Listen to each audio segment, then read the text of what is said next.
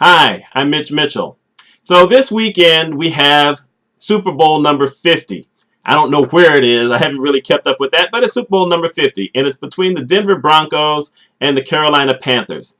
And the reason I'm talking about this is because it's very interesting how the dynamic between how the media is covering Peyton Manning and how it's covering Cam Newton are so totally different.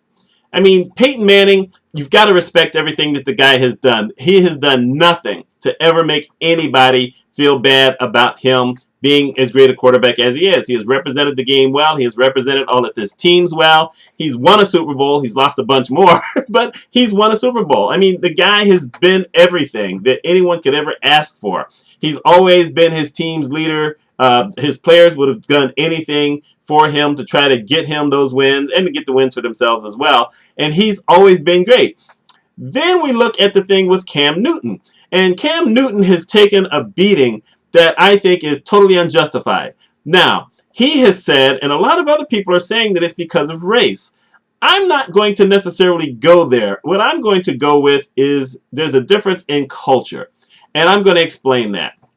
You know, Cam Newton is not one of those guys who is basically overly deferential. Now, early on in his professional career, he did kind of adopt kind of what I'll call a soppy attitude when his team wasn't doing well. But you know what? That's just life.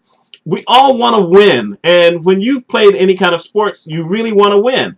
And in my mind, I'm happy to see a younger person who actually cares something about winning and losing.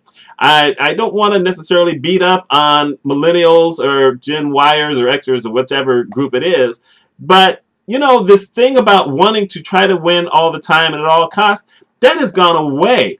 You don't even see that in sports anymore. I mean, when someone is getting paid $15 million a year, whether they win or not, I don't see that drive anymore. There are a lot of very good and talented and smart athletes who never end up winning anything because they don't have any real drive. This guy had some drive. The thing is that, you know, when you're a leader and you're now not talking with your team because you're not winning, that can bring the whole team down.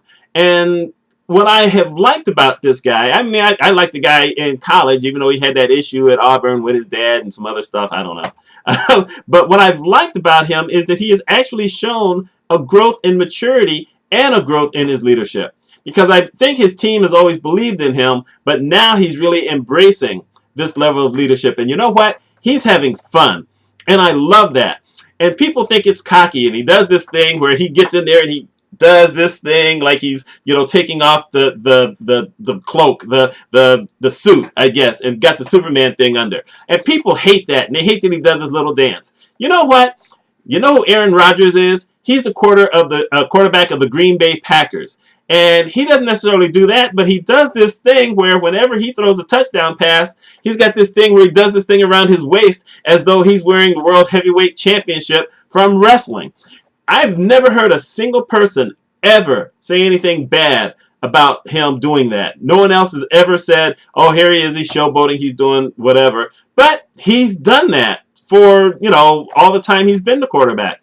And there is this cultural thing. You know, they see Cam Newton as kind of the new athlete. I mean, there is how do you compare anyone really to him except for Ben Roethlisberger? Let's think about that for a minute.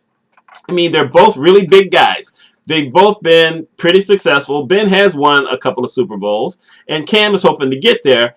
But you have never heard a single bad thing outside of football about Cam Newton. Ben has had a couple of things. I'm not going to bring them up. Y'all can go look it up if you want to. But he's had a couple of things. He actually got suspended for 4 games for one of them. Luckily, he didn't end up in prison. But still, you know, you have this kind of culture where we want to sometimes fit leaders into what we think they should be. Actually, I'm no different, but my beliefs about leadership are a little bit different in that I don't think that every leader should be doing exactly the same thing across the board. I think they should all have the same morals. I think that they should have the same intention, but how you get that intention across is a lot different depending on what it is. You know, let's look at sports, for instance. You know, you have those few people who are lucky to be quiet leaders. They lead by example of what they do. But for the most part in sports, the team leader is that guy who's loud, that guy who's not afraid of the limelight, that guy who's not afraid to make himself look bad by doing some things that, for the most part, end up looking pretty spectacular.